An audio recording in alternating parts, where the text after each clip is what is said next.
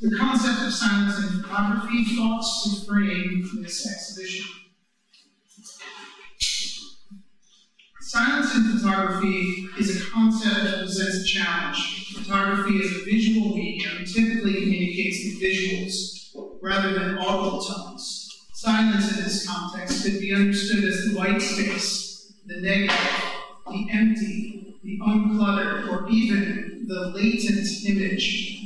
The latent image is a term in traditional darkroom photography to describe the invisible image on photographic film or paper after it has been exposed to light, but before it has been developed. This technical aspect can be seen as a metaphor for a conceptual latent image, both involving something that exists in potential form, but requires a process, the development of the film in case of darkroom, contemplation in case of theory, to become fully realized. Roland Barthes and the concept of latency and presence in photographs. The concepts of the latent image in photography is explored by Roland Barthes in his seminal work Camera Lucida, where he examines the hidden aspects of a photograph that only become significant upon the viewer's reflection.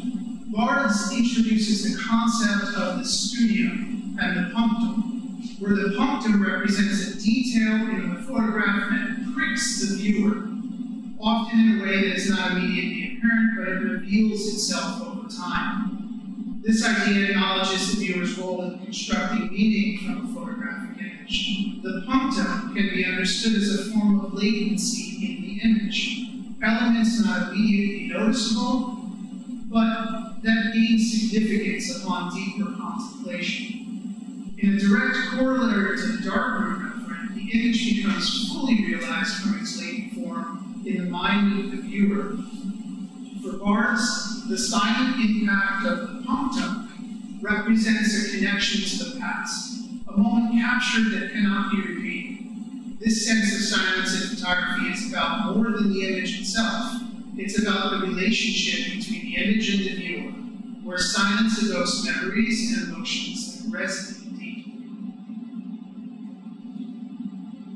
The Tank Man image, just a show of hands, who knows this image? Taken during the 1989 Tiananmen Square protests, symbolizes resistance. One man standing silently in defiance of military tanks. The silence in the image reflects his courage in the face of overwhelming power. However, in China, this image is largely unknown due to government censorship.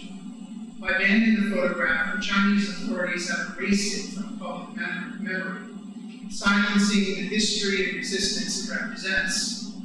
The image, below Ligon, is a powerful reminder of how resistance can be erased and how historical truths can be silenced by those in power. David Hockney in Secret Knowledge explores the use of optical aids by the Renaissance artists to create highly realistic images. He argues that artists like Vermeer and Caravaggio use lenses and mirrors to project images onto their canvases, allowing them to trace and capture details with precision. This process, however, was kept secret, hidden from the public eye. Hockney's analysis draws attention to the silence surrounding the techniques of art making, where the process is invisible to the viewer, but essential to the final image.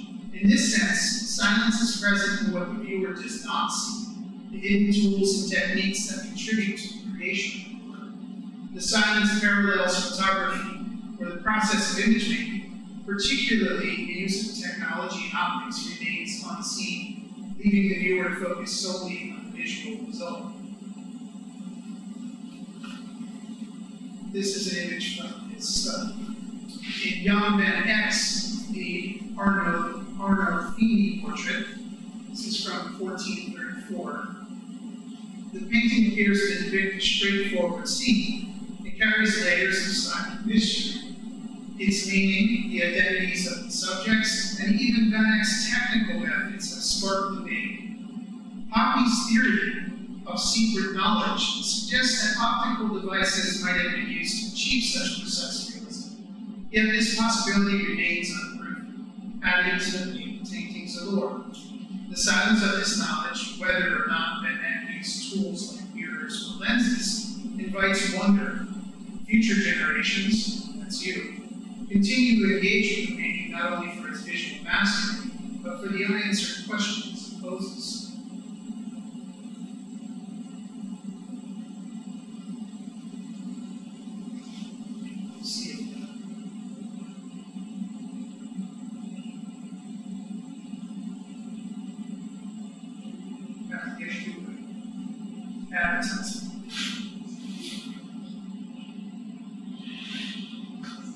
John Cage's 433 offers another point for understanding silence as we have explored it. In this piece, performers are instructed to remain silent, leaving the audience to listen to the ambient sounds in the environment. You're now a part of that, so listen around you. This is the immersive experience. Breathing those next to you, sounds of the industrial things that keep our climate warm. It can be performed with single instruments, but here it's being performed by the Berlin Philharmonic. Similar to how all sheet music has inherent latency, 433 suggests that silence is not absence of sound, but a condition that invites attention to what is usually unnoticed. In photography, silence functions in a similar way. It's not simply a lack of noise, but a presence that asks viewers to engage with what is shown, as well as what is implied or absent. The act of viewing a photograph can invoke a contemplative silence, promoting viewers to reflect on the context, emotions, and narratives that lie beyond the surface of the image.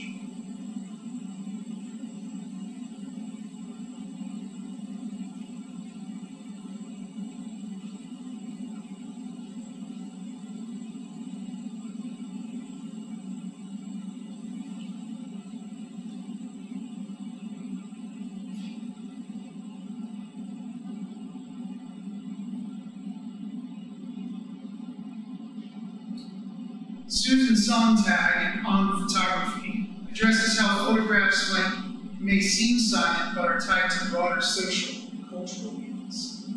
Photographs might appear quiet, but they carry implications and histories that the viewer must interpret. Sontag argues that photographs furnish evidence, yet they also shape our understanding of reality by framing what is deemed worthy of attention. This framing can create a silence around certain narratives, effectively marginalizing voices and experiences that are not represented. Sontag's assertion that, quote, photography is a way of bearing witness, end quote, emphasizes the ethical dimensions of silence in photography, as it can both reveal and conceal truths about human experience.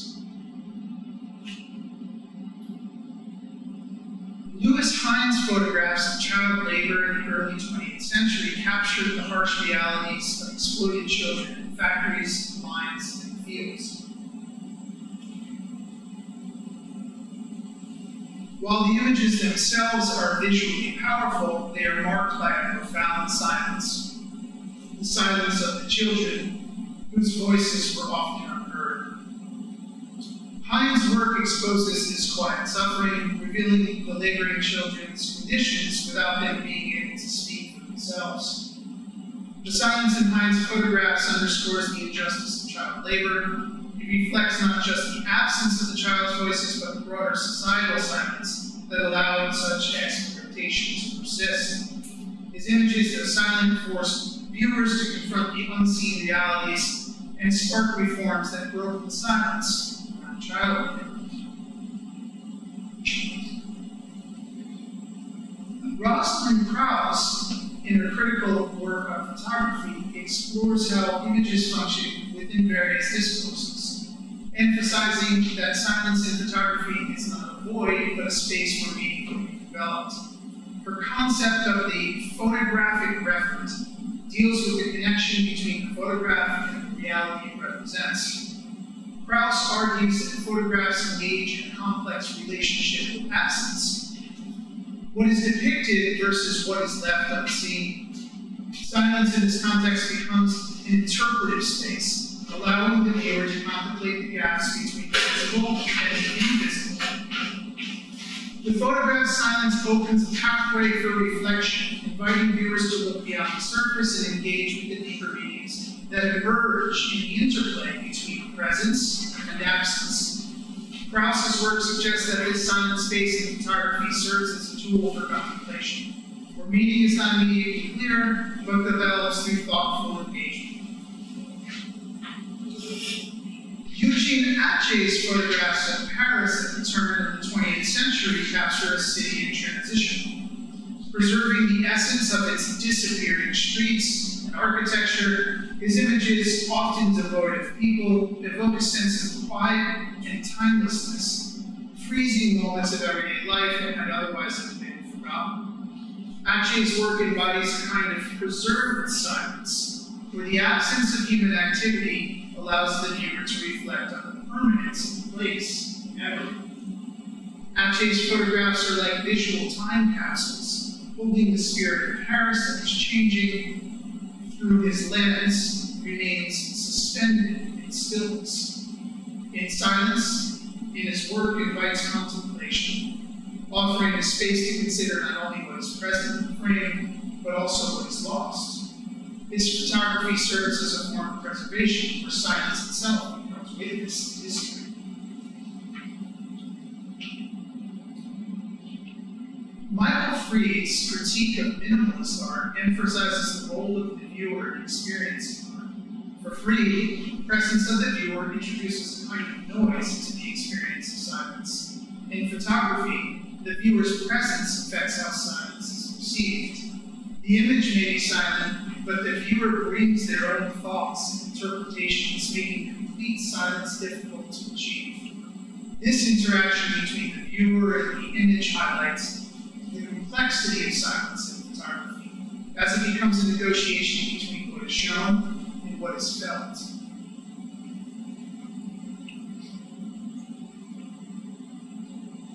Jeff Wall's A Sudden Gust of Wind, after Hakusai, appears to capture a fleeting moment in reality, but is, in fact, a carefully constructed scene assembled over months. The image refers to reality, but every element is staged, challenging the viewer's perception of photographic truth. The constructed reality represents a different kind of latent image, not one hidden in the development process, but one whose meaning is not immediately clear. Wall's photograph invites viewers to look beyond the surface, uncovering layers of meaning that only reveal themselves through contemplation. The silence in his work lies in this gap between what is shown and what is constructed, requiring active engagement to uncover its latent truths. Here's the original image. It was mimicking and called.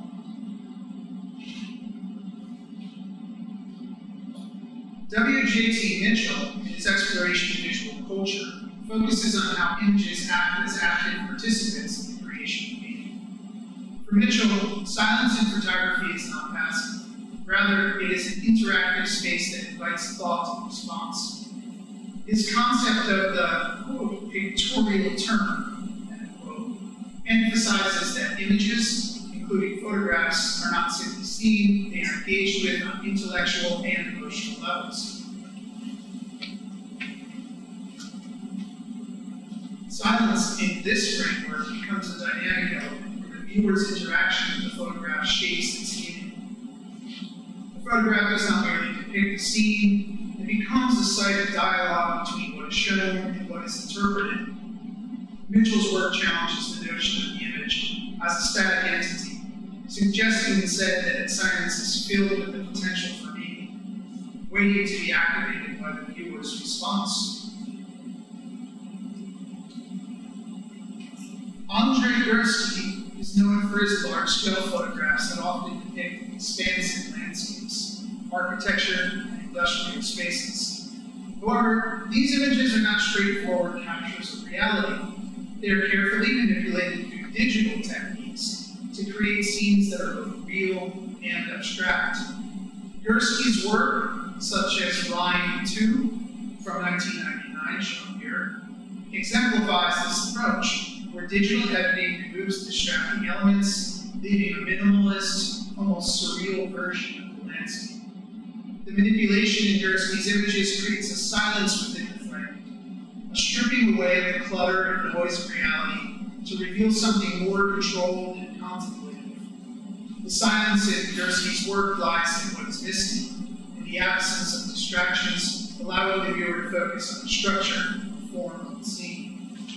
The silence is not an emptiness, but a deliberate quieting of reality, inviting viewers to engage with the image as a constructed object, where meaning is shaped by both what is shown and what is emitted, omitted. Tracy Emin is well known for her raw, confessional style, where she exposes deep personal aspects of her life, from trauma to love, pain, and loss. Her works, such as My Bed from 1998, or her neon-like phrases, reveal truths that are often left unsaid, turning personal into public art. In many ways, Emin's art speaks about the silences we live with, the things we experience internally but seldom express.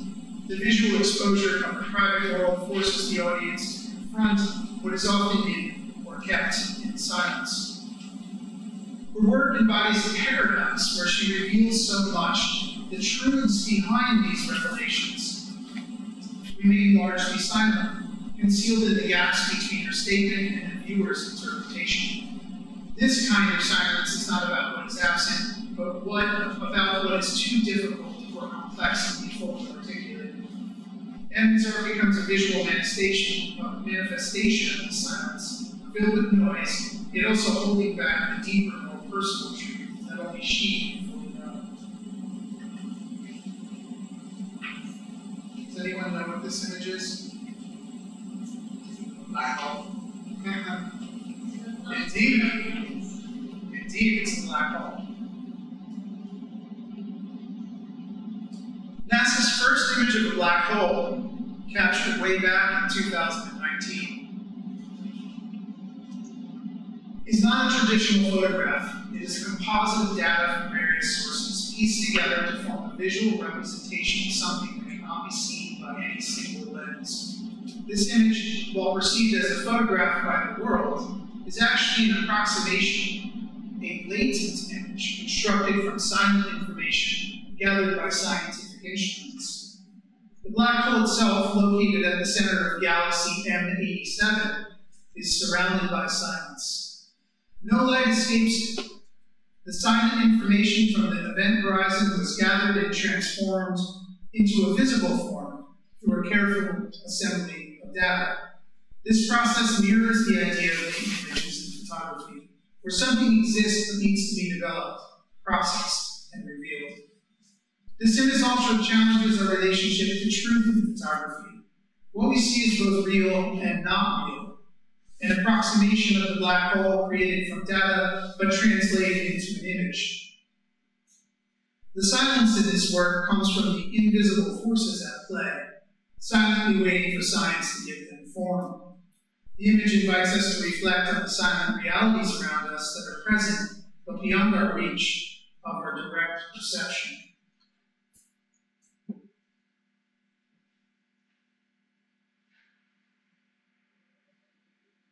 In impermanence, that's okay, we're going to leave it playing through there, because we don't need it to be too loud. Meredith Monk explores the themes of death and loss through choreography and music, focusing on the fragility of life. The performers, while together on stage, remain physically separate, never touching.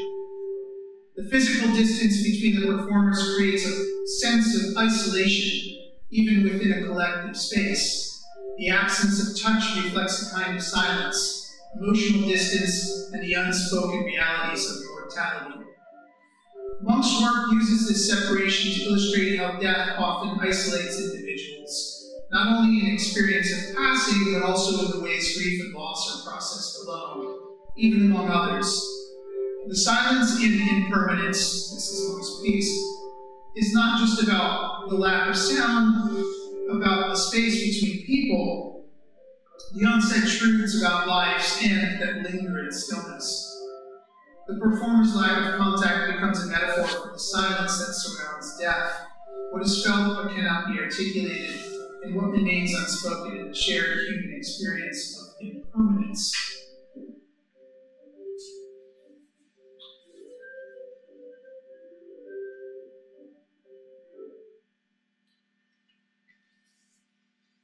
Nicole Wilson's work, Otzi, and I know I'm pronouncing that wrong, but I will continue. 3230 BC, revives the ancient scarification marks of the Iceman. Otzi, by recreating them on her own, Wilson, by creating them on her own body and she puts these on her own body and photographs the results. This act of reviving a long-dead, ritualized form of body modification taps into the silence of the unknown.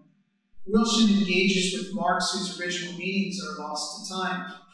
The silence in her work lies in the space between what is known and what can never be fully understood. By placing these ancient scars on her living body, Wilson bridges the gap between past and present, giving voice to something that no longer speaks.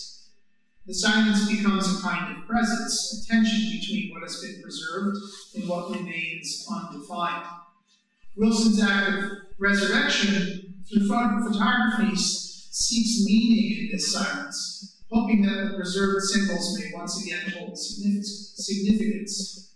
In doing so, her work invites contemplation on how history, death, and the unknown are silently carried forward, waiting for us to listen.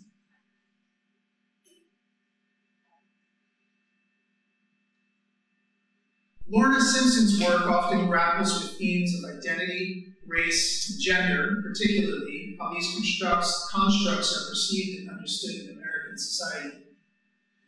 In works such as Guarded Conditions and Untitled Two Necklines, that's what this is, from 1989, Simpson addresses the silent codes that govern how Black women are seen and categorized, without overtly speaking these truths.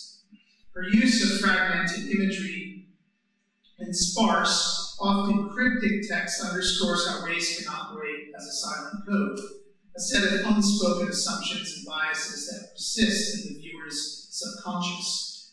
In this way, her work reveals how difference in both hypervisible and invisibly coded in everyday life. Simpson's use of silence in her art, particularly through the absence of clear narratives or explanation, forces the viewer to confront their own preconceptions, asking them to fill in the gaps with their understanding of race and identity. This silence, then, is not a lack of communication, but an intentional space where deeper truths about racial difference can emerge, if only the viewer is willing to engage with them.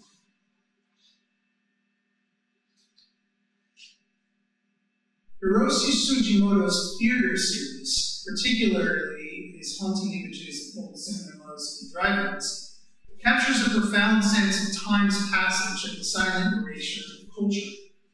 By using long exposure times, often the entire duration of the film, Sugimoto transforms these theaters into luminous voids, with the white screen representing the accumulation of all light over time. And these photographs, the content of the film, the audience's reactions, and even the physical space of the theater are swallowed by a silent, ghostly emptiness. This technique suggests the inevitable fading of culture over time, as that what once was, vibrant and filled with meaning, becomes a blank, silent space. Theaters, once bustling centers of communal experience, are now empty, their purpose erased by time. Sugimoto's work reflects the fragility of cultural memory and the quiet but relentless process of change. In this sense, the silence in his images is not just an absence of sound, but a representation of cultural erosion where stories, traditions, and communal spaces gradually disappear, leaving behind only traces of their former existence. The American silence Robert Adams catches the quiet, often desolate landscapes of the American West, reflecting on the environmental and cultural changes wrought by human intervention. His black and white photographs evoke a silence that is both peaceful and unsettling, highlighting the beauty of the land while acknowledging its fragility and degradation. Adams's work suggests that silence in these spaces is a reflection of what has been lost and neglected. Adams's writings complements his photographs, describing silence as a moral space where beauty and destruction coexist. His landscapes ask viewers to confront the quiet erosion of the environment, using silence as a means to engage with the weight of history and the consequences of human actions. Glenn Ligon's work explores the intersection of race, identity, and history, often engaging with the tensions between what is included and what is excluded in cultural narratives. Through his use of text, appropriation, installation, Ligon recontextualizes existing spaces to highlight the silences that emerge from the curation of histories. His works, such as Untitled Island Man, draw attention to the ways marginalized voices are silenced or erased with dominant cultural frameworks. Ligon's art comments on the silence embedded in systems of exclusion, where certain histories are left out or muted. By using existing spaces, both physical and conceptual, he forces the viewer to confront these silences, turning the absence of representation into a powerful statement about who gets to be seen and heard. The tension in Ligon's work is palpable, as the spaces he engages with are filled with the weight of what is unsaid, offering a quiet reflection on the politics of visibility and the silencing of marginalized identities. Gordon Matta Clark's Splitting from 1974 is a radical exploration of architecture and space, where he physically cuts into abandoned buildings, exposing their interiors to the outside world. His work reveals the hidden, forgotten layers of the city, bringing to light spaces that are usually unseen. In Splitting, the silence is not just in the emptiness of the buildings, but in the voids he creates, or spaces where the city's history, decay, and transformation can be observed. Matta Clark's interventions turn the quiet neglect of urban environments into an active commentary on the city's forgotten or erased elements. His cuts offer a way of looking deeper into the silence of the place, where the absence of activity or intention allows for a contemplative engagement with its structure and history. Through these architectural dissections, he invites viewers to witness the silent stories of the urban landscape, offering new perspective on spaces that are often overlooked.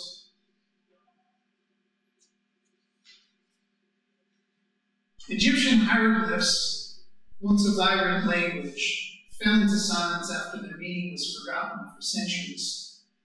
Carved into walls like those of the tomb of Seti I, these symbols become fragments of a lost world. The knowledge they held remained inaccessible, much like a latent image waiting to be revealed. It wasn't until the discovery of the Rosetta Stone and its decipherment in the 1820s that this silence was broken, and the ancient language came back to life. Hieroglyphs represent how knowledge can be lost, remain silent, and then be rediscovered, bringing back forgotten truths. Their silence reminds us that what is hidden can always be found again, just as latent images emerge from the dark room of history. And from this point, I'm going to go off script. So I want to tell you a few things about the exhibition and how it came together. I'm going to give Professor Di Loreto the floor for a moment to discuss his works that are photographed here from Sable Pond's Sanctuary. I want to say a few things about his works. Please. Most of the comments here refer that they can start during the exhibition, before, after, or whenever. Your work for me is probably the most powerful and probably the most intimate work I've ever done. It's not coming from just a photographic image, but it's coming from a very direct association to what was being lectured on. I mean, all these artists, all these individuals, their ideologies are coming from them. It started off while walking through my natural landscape. I realized that the natural landscape for me was it came out yesterday, actually, in a conversation with a student when we were speaking about a safe space. So we were talking about a bedroom. And I realized that it is for most people, but the bedroom was never a safe space for me. Because I had people that could come around, because my family origins were such that it was like a hotel. My father was such an amazingly fantastic human being that whoever needed it would stay in our house. So I realized that my safe space was nature. And I would walk around in these little spaces with my little bike as a little kid.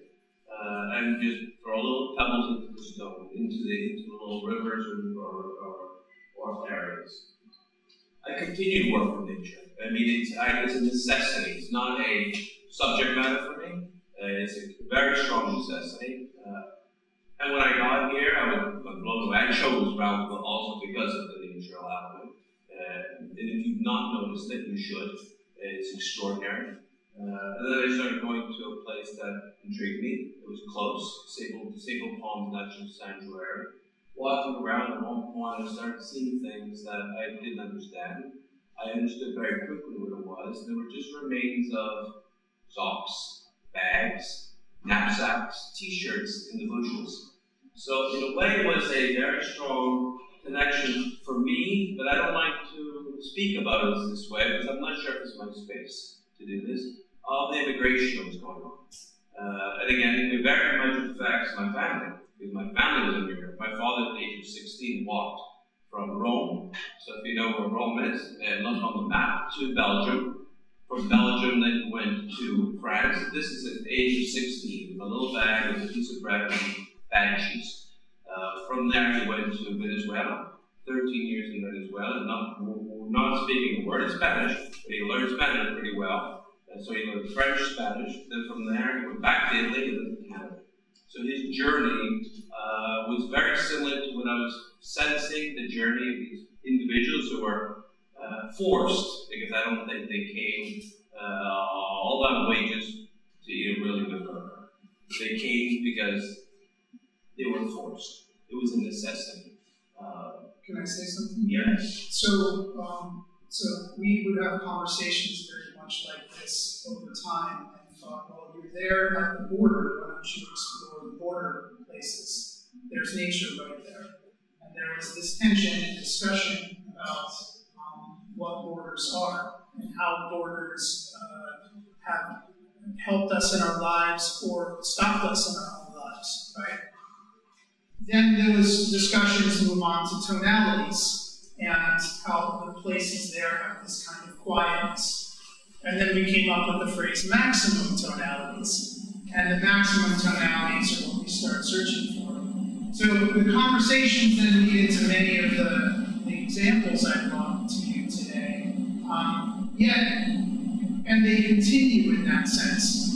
So this particular project got edited down into some of the images you'll see in the exhibition. And I want to say a few things about the works that I've had in the exhibition. These are multimedia works, and while Romeo went outside looking into nature to photograph, I went internal, and I struggled with the texts, the meaning of the texts, and the historical context of my Catholicism that I grew up in. Which for a while I called myself a recovering Catholic, and then I don't know where I landed at certain times. I thought that philosophical study of it would be my release, and it wasn't. So I needed images, and these started in my mind, and then I have to realize them in some way. So for a long time I talked about hands and photographing of the hands, and how these are floating in space, and how these are floating in the texts. So what you're physically looking at when you see the exhibition are laser-etched plates that are traditionally entirely printed in a studio setting. palladium printed photographs from hands, and gold leaf, along with a few other markings on it with graphite and pencil. The texts themselves do have meaning. Oftentimes I translate that text into a font pack that is on my machine that I don't use or even don't understand. It could be mathematical texts or font packs or something of this nature. These were created this summer at a residency at the School of Visual Arts in New York City. These took those ideas and literally extracted them into sculptural elements, though I think of them more as photographs, and I'm attempting now to formulate why I think of them as photographs. I think of them that way because I use them. I can define a photograph and this thing in the exact same way. So what is separating the two in terms of form? Those are laser cut acrylic sheets, 3D printed elements that are constructed. I construct them on computer programs and print them out, and then they're assembled by hand. I also build the wooden boxes that contain them and that they sit upon. So something natural, something unnatural, something on top of that, something split, and something inside. Each of these are built on a base of a bone, so that's why they're named that way. This one's a spine, one's a foot, one's a pelvis, etc. This is an early work, and all of these big photographs are site-specific conceptual works that have been juried to various shows throughout time. This is the oldest one from work that I've done in Rochester, New York.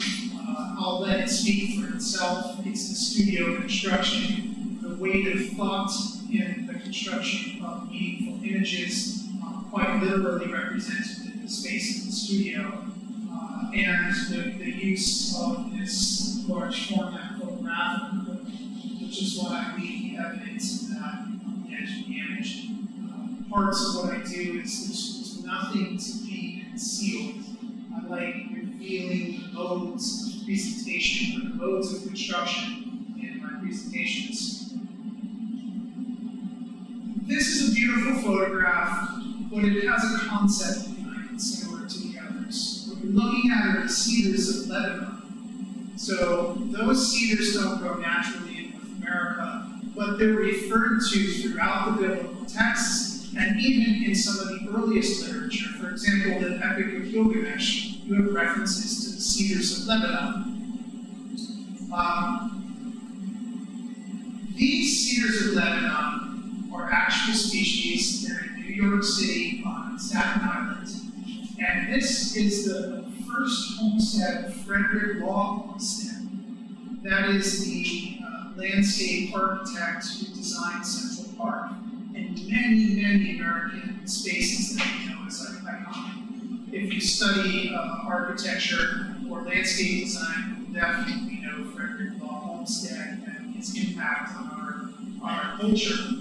I found it amazing that I could do a small pilgrimage, and right there, nestled in a normal neighborhood, is this beautiful old home and these giant cedars of Lebanon. So something about the cedars there. So this is an homage to an idea of space and origin that is slowly being forgotten. These are the stairs to nowhere. So you can use that as a double meaning. So the stairs that go nowhere, and the stairs that K and W to know where you're going. During the pandemic, I was working at first in Eastern Europe, and I moved home to take care of family matters. This is my family's homestead. I built these stairs, so they're kind of a sculpture. They were made from pallets. This is a serendipity, but it's an interesting truth. They're made from pallets that were used to transport oxygen containers. And we had a place that was a mile from our home that did that. Apparently, you can't reuse those pallets. So they had very thick wood, and I could build these steps into this very steep arc on the edge of the property into the forest below. So they're constructed with some kind of remnant of that, reusing some remnants of the pandemic. And this was then photographed multiple times, and then this appeared in New Jersey Art Sample at the New York Museum of Art. It's been shown several places. This is the latest place it's shown right here. And I think with that, that concludes the formal and off-script part of the talk, and I'll open the floor to any questions or discussions or comments or thick rounds of thoughts. Yes?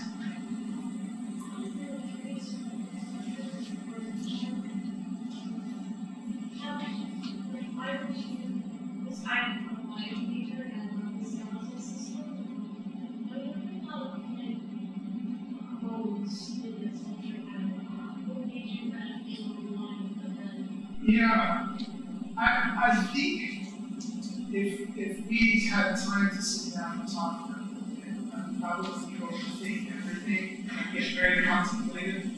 I like the idea, just like I talked about latency in images, I like the idea that there's something like this that is so intimate to myself, it's part of me, but I will never, well hopefully, I will never see those moments. Right? I can feel them, I can map them, I can do things with them, but they're a part of me, right? So I like the way that metaphor is in relationships. You could, you think perhaps you love your parents and know as well, but then you find a dark secret about something, or someone you love, and you go, wow, what I thought was real wasn't necessarily real. What I thought was absolute so that concept of having, I think it extended from those print portraits where I had the external representation, I took the internal representation, and those other forms that are around it, they look loopy and things, those are like letter forms. And there's things to find in them. Sometimes I use little pieces of scripture, or something from the ancient texts, or places like this. It's a great question, though, I just explored that. I love studying anatomy and anatomy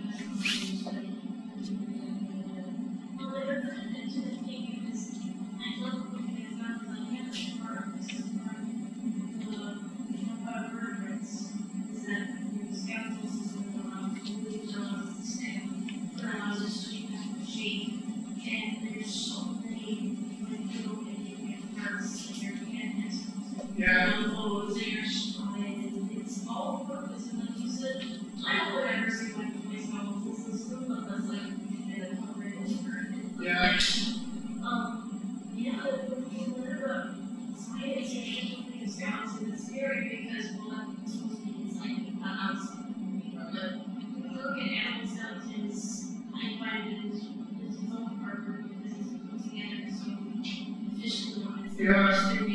it's also, like you said, it's also artwork. Like that's foundations. You have to look at human form and draw human form and try to understand skeletons. This also is something like, well, I'm a contemporary artist. What can I add to it?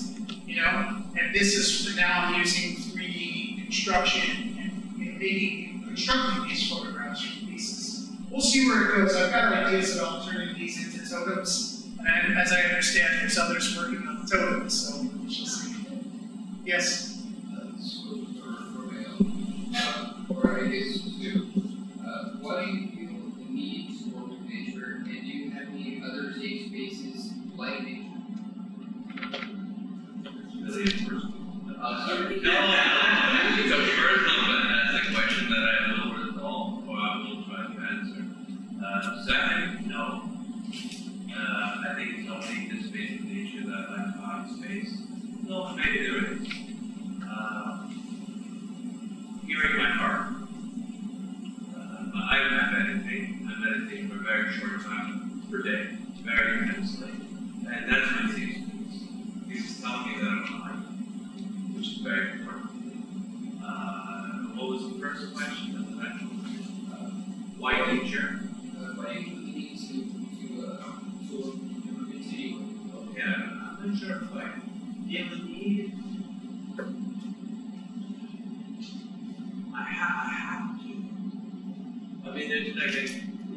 that I want to, I have to. And I think that's the difference. I could want something, but having to is really harsh, and I have to. I just physically have to. Not that I want to, I didn't choose it, I didn't fall into it, I didn't resign to it because I don't know what to do. I have to. Like it's a very deep, passionate love. Maybe love is a beautiful thing. Because love is not intimacy, it's not only about sexuality, it's not about sensuality, it's about something much deeper. Maybe I'm just in love. I don't know, but I have to. I don't know where I answer the question. Very vague, but it's the truth. Yes, sir. Yeah, I have been interested in that, the camera obscura concept that was used by Vermeer and some others, and I always questioned that. I mean, I was wondering, is that provable? So, this is my understanding of it. The art historians definitely don't like when an artist who hasn't studied in depth like they have goes out and makes a claim like that. And I can understand why. You go and get a PhD and you've poured through the literature in at least 3 languages. And if observations are to be made like that, surely they would have come from art historians. And then Hockney comes forward and says, no, I think they use these special tools. For some reason, I don't know why, for some reason that destroys the aura of the aspect of the painting. Because you look at a Vermeer and you go, the reason why I love it so much perhaps is because I'm facing the genius of this artist, you know?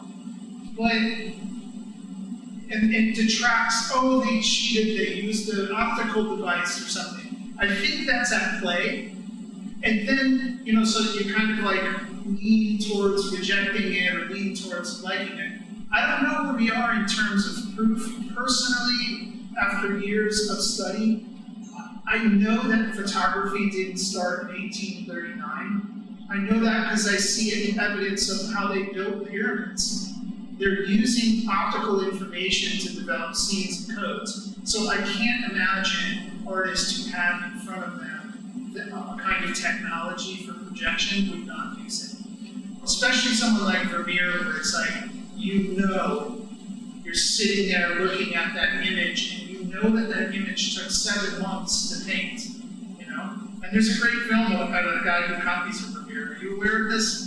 It's really a wonderful film. And in the end, what's funny is, and never spoken about really, is his version kind of sucked. You know? like it still didn't capture it, even though he used all the detailed things. You know, he wasn't an artist, so. Well, it would still take skill, even if you were using a camera obscura. Sure. But it's also begs the question is, you know, there are people that have the ability to see that clearly and to perceive that clearly. Yeah. That was when I first came across that concept, it confronted me like you were talking about. Yeah. And I was like, well, you know, maybe, but and I've come around to, yeah, it's possible, but it's not absolutely necessary for the artists of that time. And believe me, I'm not a realist, so Yeah. you know, it's not like that. Okay, Yeah, for sure. I'll give you a little bit of in another hidden Romeo secret. I worked with David Hockney and Revit and the Fuji. Okay. The colors good in Italy when they were testing it in the ball. Mm-hmm. So I'm biased. Yes. Okay. First ready. Well, I love Hockney's work. I mean, especially his late work, like the stuff he's doing. The school that we developed, and they know how to do it. So they call the photograph. Yeah. We did it together, and then now they do it themselves, but they do. It's pretty incredible. They research that actually occur. I had some of my students do the projections on the walls one time. You know, we created a room. The whole room was a camera obscura. So it was kind of interesting. Yeah, there's these things that happen too. I didn't want to hijack the conversation and No, go ahead with something else. Question back here. In our art, the is filled with so much noise and distractions. What do you intend your viewers to take from this your silent series with respect to the emotional intellectual resonance that we, get into history? So, obviously our contemporary world is filled with so much siren, so much noise and distraction. So I want to know what do you think the viewers should take home to reflect upon. What is the message that you try to get out of this medium on silence? On this silence, what's the main message? Because of the white noise of this, it was hard to hear you, but I think I got the content of the question. As art students, I would like you to take home from this exhibition that the meaning of your artwork can take many, many forms. And in the contemporary art world, that's very important because I think we understand our culture through how we break it apart. So an artist's job, and this is a constant fight in the world of ideas, where it should be, because it's there, that you work on a craft, and the simple thing is to find something beautiful, and you build that craft into existence, right? Now, with the generative AI and machines that are able to make images that may even far surpass your best craft in an instant, that the ideas that you put and seek for in your art are where you have to put a significant amount of time and effort. So this is partially what I would want you to take away from the exhibition. The second part is that you can take a concept like silence, and you don't have to perform it, meaning, oh, there's silence, so I'm going to provide you minimalism, because it looks silent. Silence is silent. Minimalism is trying to be devoid of reference. Yet its opposite is true, right? So I would want you to take away from that these concepts can be walked through and worked with and provide a meaningful access to. And also silence is incredibly loud. I try to describe it as the gap between two waves or two gusts of wind. You hear the wave, you wait for the next wave. I love hearing the wind. But in that gap, it's actually louder. Because it's much louder. And I encourage you all to start doing these things. Those are my meditative exercises. I call exercises, which I do constantly. Especially the wave. A wave is powerful. So you see this wave, and there's a moment. It could be very short, it could be very long, depending on the tides, depending on how rough the water is. But it's that middle ground, that silence, which is actually much louder than what we perceive to be loud. I don't know if that helps to answer your question. I work with some professionals and engineers, and there's always that distraction within the confined space, in the street, in the lobby, in areas of public space. So the photographer must be trying to find that silent in the midst of chaos and capture the moment. So that was the reason why I asked the Bishop where the intellectual and emotional resonance came from. I mean, what standpoint were you that made you found this beautiful and tough about the work? And so that's why I wanted to know what your viewers can take home and reflect on, because it's and it's still beautiful. Thank you. That's wonderful.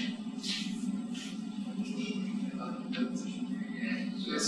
You talked about rediscovery with hieroglyphs, and so I was wondering if you try and rediscover history with your work or preserve it. And when I mean your work, I refer to the two photos, the staircase and the house. Do you try and rediscover the history behind those things or preserve it? Yeah, that's a great question. Preserve it. Behind any public display of art, especially when you're looking at personal things, because I have other artworks that are extremely personal, they go too far sometimes, and there's this separation between art and life. It's this tiny little hair, but I've learned that the hard way, that there is something like art is sort of an exploration. You can barely see that little hair.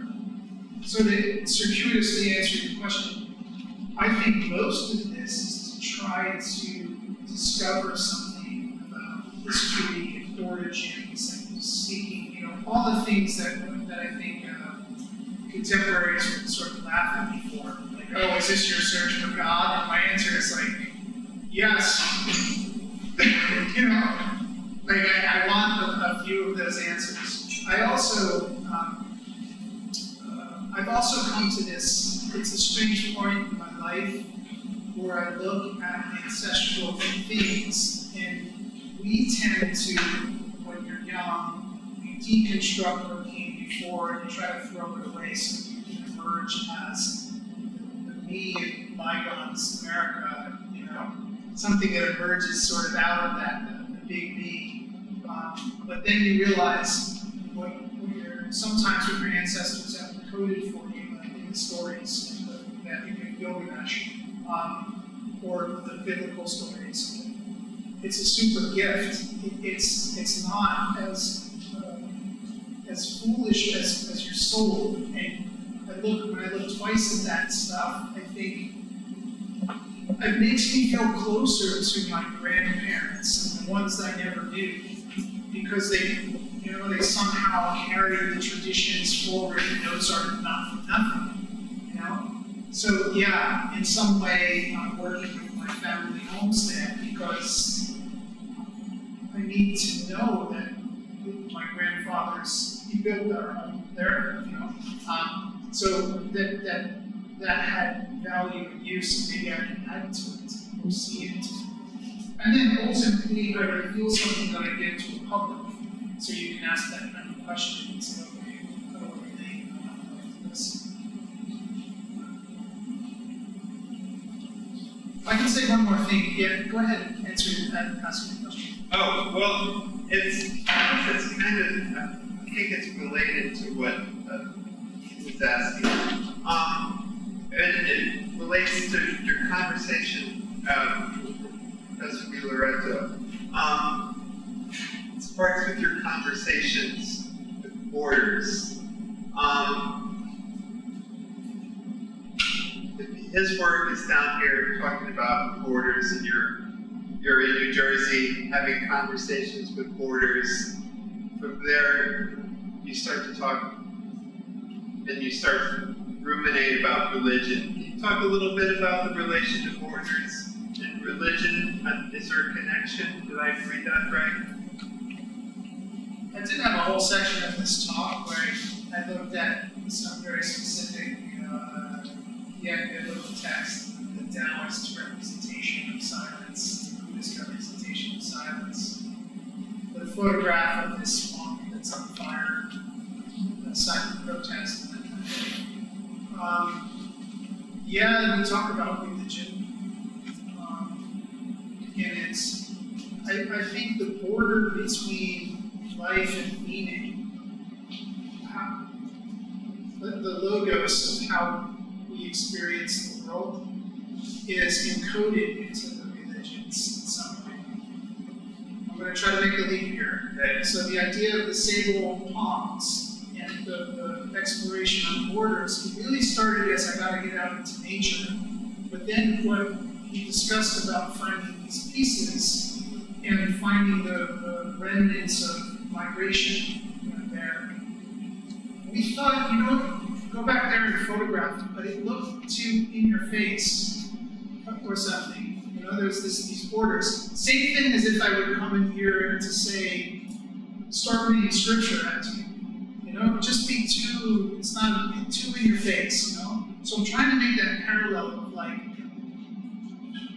yes, what I think we're seeking is the spiritual, or in other words, to go back to the former question, it's more like we're seeking the spiritual through this exploratory route, And borders kind of have everything to do with that. again, it's like what you're allowed and what you're not allowed. Who gets to control you and who allows you freedom? You know, in your expression of, of love. You know, how can you express that, or what is the limit of that? Everything has its limits. Maybe it's a circuitous way of saying, yeah, it is. And then on the sculptures themselves, you will even see little scriptural elements if you look close enough. Same thing with the hands, the written stuff. I think so. It's one of those ones that's super hard to, yeah. It's like, it's coming about when after the exhibition opening, we're going to drive to Marfa, Texas, because there's an important, place there in history, and I'm going to try to make a piece on that journey. So maybe we'll start answering those questions. I know it's time for you guys to go. So any other questions before? Yes, sir. I'm sorry, I don't really have any question. Am I allowed to ask another question? Yeah, sure. As long as everyone's cool with it. Cool with it? Obviously, our world is getting along with technology and AI generated images. So, Daniel, I wanted to know how do you envision your work aligned with this technology? Is it going to evolve with time, or is it going to be still tactile or analog based on the techniques that you talked about, which are the method used to capture this silent series? Because obviously, the picture is some gaps that we need to be filled. So I want to know if you're still going to give a counter response or still go along with the technology or something. Yeah, I'll go along with the technology, not because I want to. Like, I started as a purist very much. I mean, we were photographing the banal when I was in Italy and studying in Italy. Everyday objects and trying to be pure or something. But now I've reconditioned my mind. Like, I think technology is as pure as anything that came before it, So sculptures like these you couldn't make even probably 5 years ago. It was too expensive to get a machine to do it, What's funny is I bought these machines with Bitcoin. Isn't that funny, Like, even that part of it is like, right, exactly. And I'll tell you something. Economists told me, oh, don't buy Bitcoin, and I could have gotten them when they were like less than $1. And I listened to them. Never again, You can't predict the future. So I would say you can't predict the future, but I definitely will be looking into it. Although my process personally, it's not too technologically advanced in my mind. I'm not really using generative AI. I guess I am because I'm having it help craft written things and ideas together with it. Maybe I will. Ask me in a year. Yeah, and I'll show you. What I like is I'm onto something now, so I'm making more every day. And these sculptures, they're showing in 4 different places right now. So that's like all from this summer. And I'm like, okay, so some people are seeing something in them that I will continue. It's probably like that. I hope that answers your question.